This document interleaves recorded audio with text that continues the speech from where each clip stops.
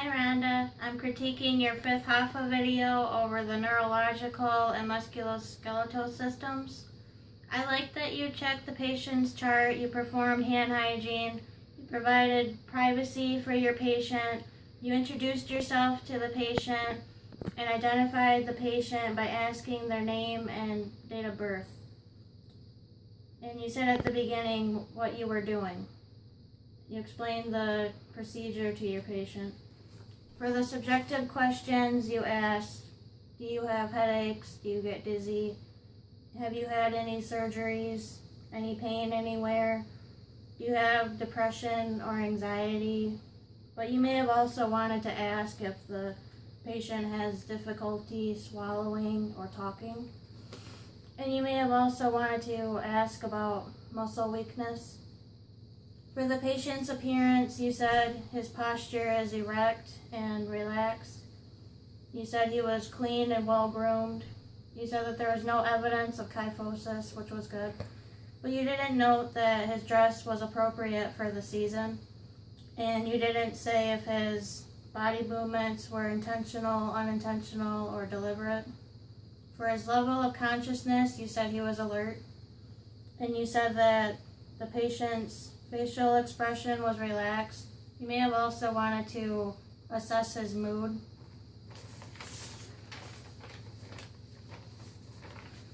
For cognition, you asked if the patient knows where he is. He said he was at home. And you asked what year it was. Patient said it was 2016. And you asked the patient who the president is. He said Obama. You said that the patient is alert and oriented ×3, which was good. You said that his speech was clear and understandable, and that his thought processes are also normal and responsive, and that they were appropriate for the time and place. For the Glasgow Coma Scale patient, you said patient's eye-opening response is normal, and the verbal and motor responses were normal. You gave him a score of 15, which was a perfect score, but you may have wanted to explain what a perfect score means. And also remember, if the patient's actions prompted you, you would have asked about suicidal thoughts. For the musculoskeletal system, you didn't assess the patient's gait. You asked about muscle and joint pain and about numbness and tingling, and to both of those questions, the patient said no.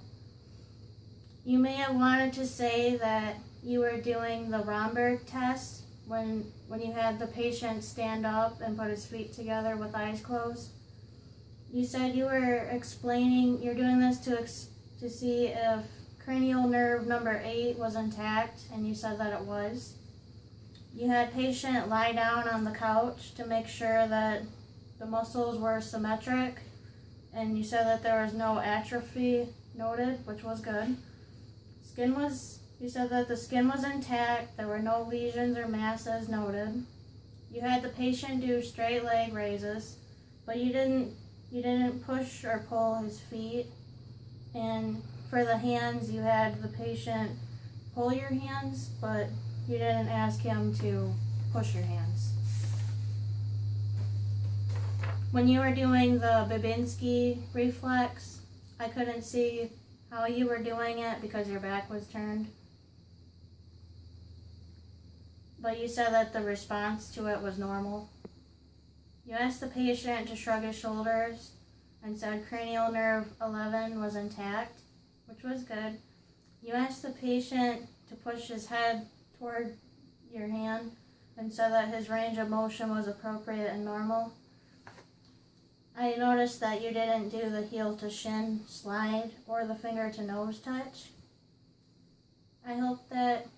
Thanks Rhonda, I hope that my video helps you. I think you did a good job though.